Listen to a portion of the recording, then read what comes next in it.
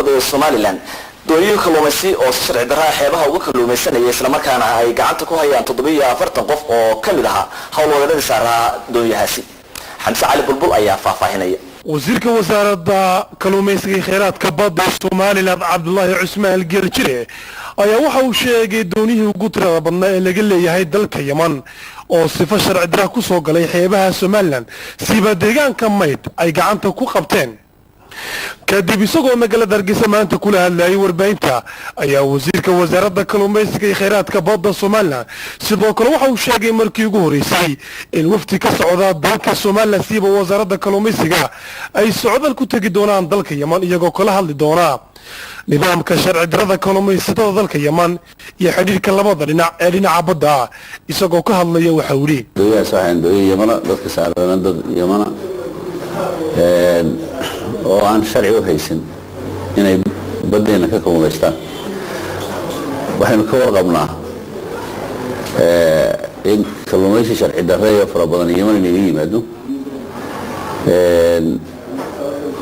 marka waxay naga dhaxeeyaa tartanka weyn inagoo intay taalkeena waxaynu ka qaban karno soo qabano waqti ciidankeena wali awood ballaaran oo meel walba ku fargareeyay mare laakiin marnaba defraad la qaadimayno haddana deelayla bisha soo socota 12keeda waxaan waqti ugu bixi doonaa haddii ilaahay dalka Yemen waqti wasaaradda ka kooban oo iyaguna soo casuumeen iyagoo mashaakil bay ku qabaan dooyaha غير sharciga yimaadaan dooyaha kalluumaysi ku soo baxay haddana alaabo kala keena intay shidaal taman kaga soo qaataan Yemen kalluumaysataan nahay haddana ganacsi kala gala ama waxaan dawladdu raalli ka ahayn oo sharci darro gala sida hubka oo kale iyo wax lamida bad bay naga dhaxaysa aan saabo weynii taasoo kheyraadkeeda iyo amnigeeda iyo lagu baahayay shirkeena inaan iska kaashano waxay leeyihiin kalluumaysi horumaray oo ay maaragtay u suura gashay oo taariikhiyan u leeyihiin kaana inaan wax ka soo barano soo eegno wixii kale aan iskaasho karayna inaan iskaashanana waan doonaynaa insha Allah waan tagi doonaa insha Allah wasiirka wasaaradda kalluumaysiga iyo kheyraadka badda Somaliland sidoo kale waxa uu ka jawaabay eedeymo ka soo yeeray gudoomiyaha racfaanka maxkamadda gobolka Sanaag xaqiiqadii jirtay waxay ahayd xaqiiqo fudud baa jirtay halkan doonyo la soo xiray oo dad 40 qof fushay oo sharci darro ku kalluumaysanayay oo la soo qabtay oo 12 cisho 10 ilaa 12 cisho maxkamad sugayay Mayd inay maxkamaddu ay ugu timaado saan hore u sheegayna cabashadu waxay nooga imanaysaa naga ciidamada xeeraarinta oo leh maxkamadii baa noo iman waayey maalin kasta waanu baryaynaa waa iman laayiin warkaan tageynay waa kaa xaqiiqadaana ka markhaati furaysa wasiirka duulista iyo hawada jamhuuriyadda Somaliland Maxamuud Xaashi Cabdi ayaa waxa uu xariga ka furay mashaariic horumarineed oo laga hirgeliyay garoonka diyaaradaha ee magaalada madaxda gobolka Togdheer ee Burco Cabdishaar Cabdilaahi ayaa nooga soo warramay wasiirka wasaaradda duulista iyo hawada Somaliland Maxamuud Xaashi Cabdi ayaa maanta si rasmi ah xariga uga jaray mashaariic tiro badan oo laga dhisay gudaha madaarka magaalada Burco munaasabad ballaaran oo lagu qabtay gudaha madaarka magaalada Burco ayuu si go'goos ah wasiirku xariga uga jaray iyadoo mashaariicda qaarkoodna uu xariga ka jaray gudoomiyaha gobolka Togdheer Axmed Cumar Xaaji Cabdilaahi Xamarji wasiirka wasaaradda duulista hawada Somaliland oo ka hadlaya mashaariicda uu xariga ka jaray ayaa waxa kamid ah hadaladiisii maxamed lagu soo kordhiyay isagana adeegyo badan oo runtii sahli kara in duulimaadyo laga sameeyo in laga soo degi karo xagaaga oo ay kamid tahay hangarkan aynu hadda joogno oo ay kamid tahay taawarkii oo aan jirin oo aan lahayn raadiyowgii hagayay dayuuradaha maadaama diyaaraduhu ay ku soo degaan arag visual waxaa iyadana runtii lagu soo kordhiyay adeegyada ka mid ah shilaalkii dayuuradaha oo isagana goob loo dhisay aad arki doontaan waxaa ka mid ah saadaashii hawada maadaamay meeshu madaar tahay runtii halkaan uga mahadnaqa iyadana hay-adda USAID oo iyaduna runtii ku soo kordhisay adeeggaas aan ka codsannay waa qalab cabira ama sheega hawada iyo arrimaha la xidhiidha iyo meteorologiga wax la yidhaahdo oo muhiim u ah duulimaadyada xildhibaan cali mareexaan oo ka tirsan guddiga dibudhiska madaarka burco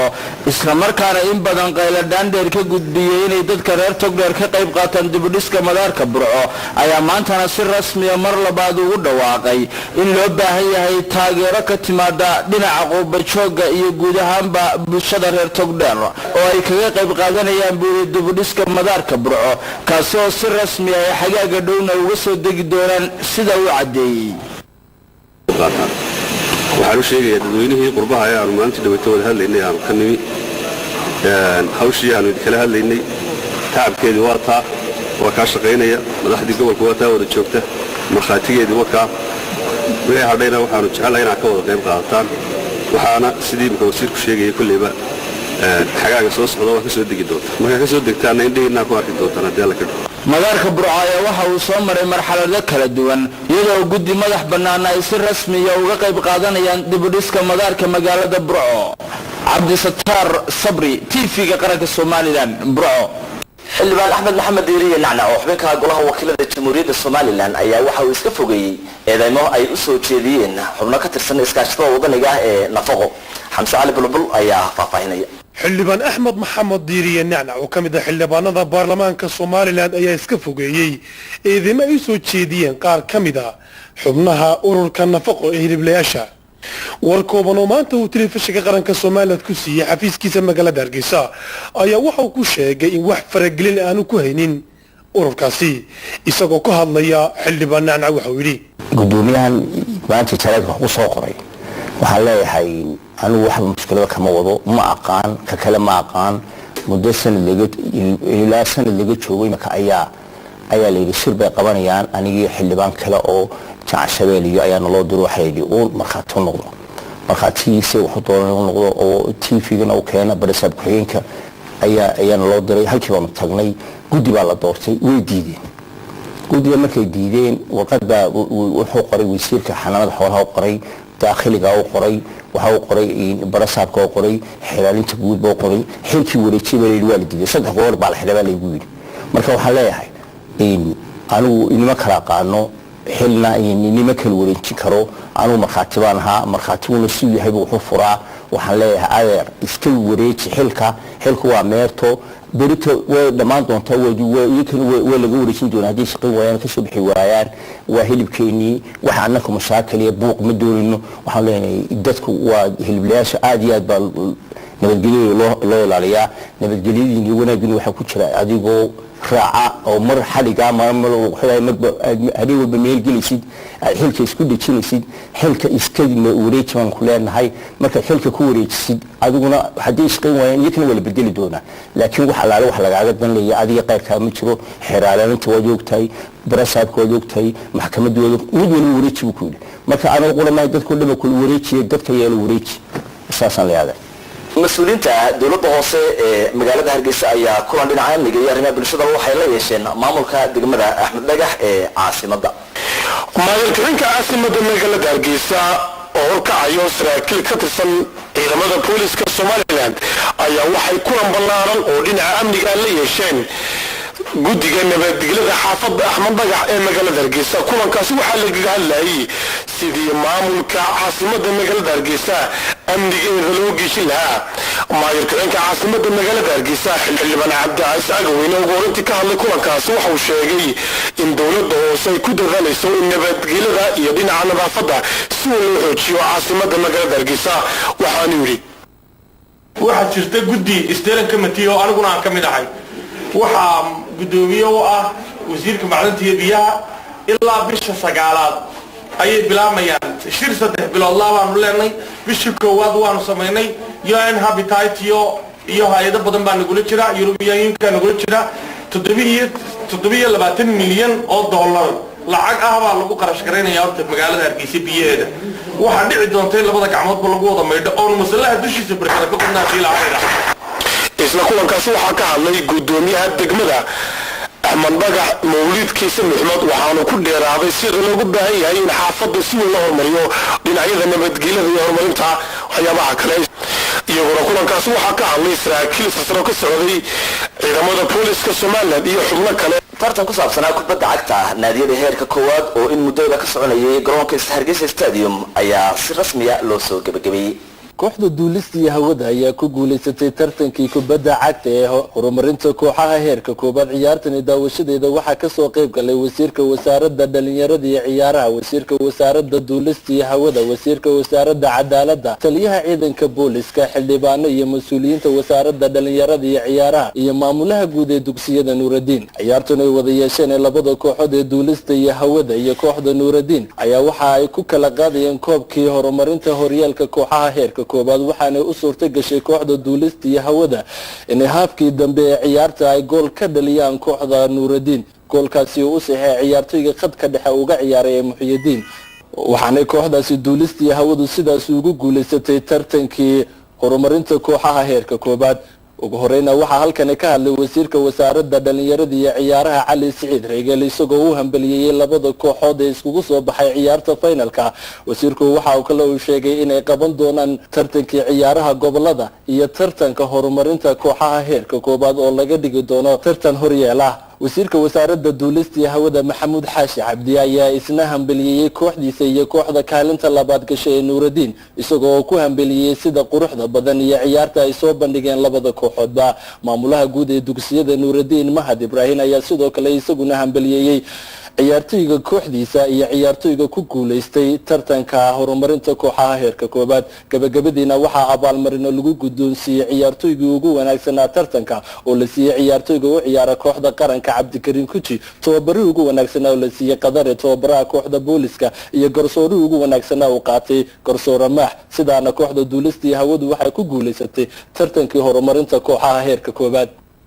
halkaad warkaasi kala socotaan waa muqbaahiyaha qaranka ee Jamhuuriyadda Soomaaliland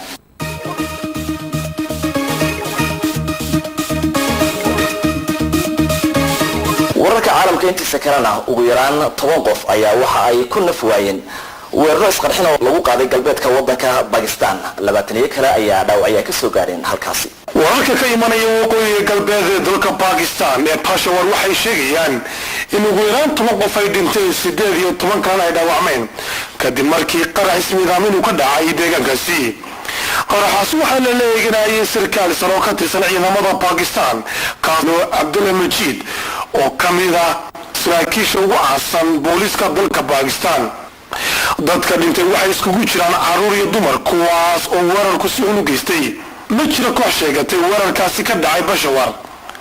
magaalada Peshawar waxay ku taalaa xuduudda dalka Pakistan iyo Afghanistan waana goob inta badan ay ku badiyeen Talibaaniintu la dagaalama dalalka reer galbeedka iyo Pakistan dhowr jeer hore ayaa halkaasi waxaa ka dhacay qaraxyo ismiidaamin ah oo dad badan ay ku dhinteen xukuumadda waqooyiga Kuuriya ayaa waxa ay ku hanjabtay inay si dhaqso ah ugu jawaabi doonto wixii weerar ee ay ku soo qaadaan Mareykanka iyo xulafadiisuba wadanka waqooyiga Kuuriya waqooyiga Kuuriya waxay sheegeen inay diyaar u yihiin iska difaacaan weerar kasta oo kaga yimaada dalka Mareykanka iyo koonfurta dalka Kuuriya kulan degdega oo madaxweynaha dalka waqooyiga Kuuriya uu ma yeeshay golaha kacaankiisa waxaa lagaga wada hadlay oo lagu saxeexay in waqooyiga Kuuriya isku diyaariyo jawaab kasta oo kaga timaada weerar gantaal dowladaha Mareykanka iyo koonfurta Kuuriya Pyongyang waxay sheegtay inay isku diyaarinayso sidii gantaalaheeda ay jawaab u bixin lahaayeen ay ku dhufan lahaayeen dalka Mareykanka Russia ayadu waxay walaac ka muujisay xaaladda gobolka imika ee khilaafaadka u dhaxeeya waqooyiga Kuuriya iyo dalka Mareykanka muddooyinkii ugu dambeeyay ayaa waqooyiga Kuuriya waxay tijaabinayeen hubka nuclearka iyo hawada u diray 3 gantaal oo xambaara madaxyada nuclearka dalalka China iyo dalal kale ayaguna waxay isha ku hayaan xaaladaha isbedelaya ee waqooyiga dalka Kuuriya iyo gantaalaha ay samaysanayso dadweynaha aanu jecelahay yar iyo weynba la soconaya warkii caalamka oo idin soo jeediyay muuqbaahiyaha qaranka ee jamhuuriyadda somalilan intaa ayuu warku ku eegyahay warka xiga inta aan ku kulmi doono haddii allah wadalina ogolaado dhammaantiinba waxa aan idin leenahay assalaamu calaykum waraxmatullaahi wabarakaatu